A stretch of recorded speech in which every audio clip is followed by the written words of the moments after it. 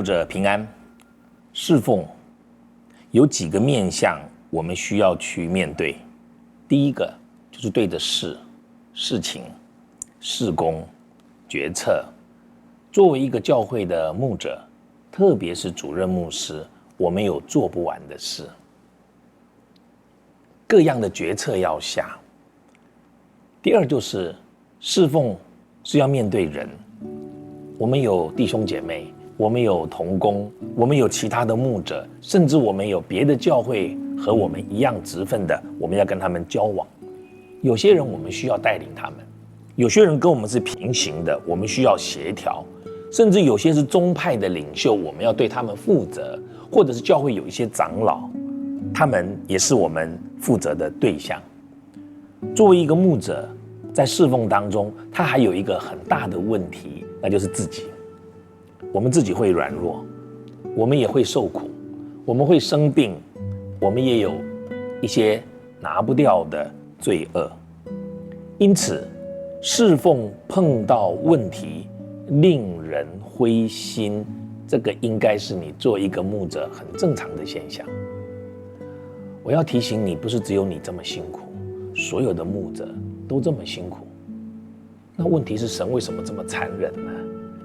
既要给我们去带领他所分配给我们的群羊，为什么要给我们这么大的难处呢？我年轻的时候当然也相信圣经，圣经的故事也都很熟，可是我从来就没有想过摩西为什么需要这么辛苦。我只看到摩西的伟大，我看到大卫在做王之前他这样，我以为是人的逼迫。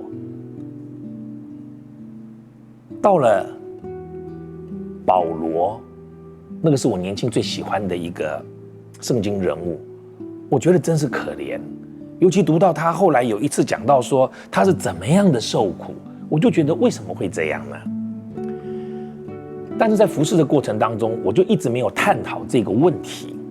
我只是觉得说，我要努力，我要摆上，我要靠主加给我的力量，把每件事情都做起来。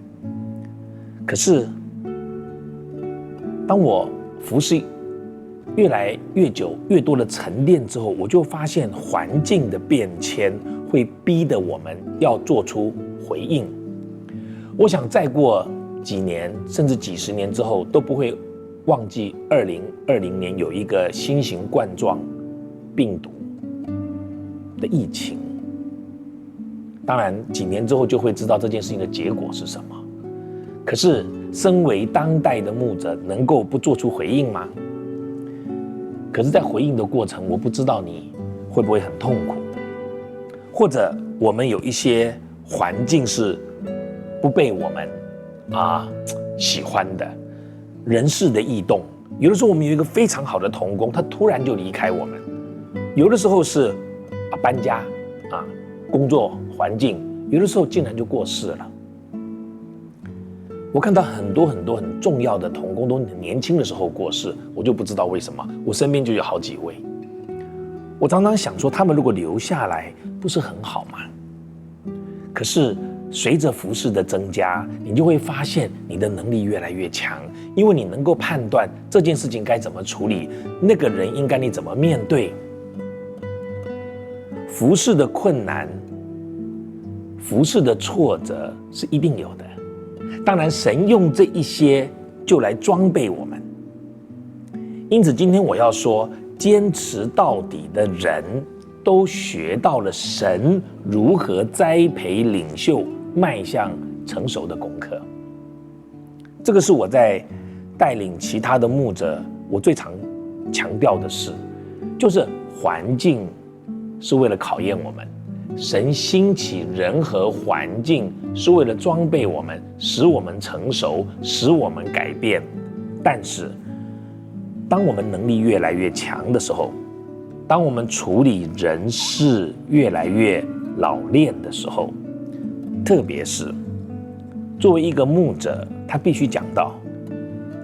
我们可能需要知道，讲道是一个最综合的一个表现，在灵命上的表现，在你思想上的表现，在你对神认识上的表现，以及你对会众认识的表现，它就是一个最综合的一个表现。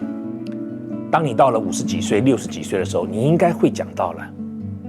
那个时候，你就会发现一件事情，就是说，我们的生命已经到了这个地步了，我们渐渐成熟起来。我想，我再找时间跟你们分享一个成熟之后的人会有什么表现。可是我现在先说，当我们成熟之后，那也是神的目的，要让我们成熟。可是我们成熟之后，会产生一个现象，那就是骄傲。骄傲是比任何残累我们的罪更可怕。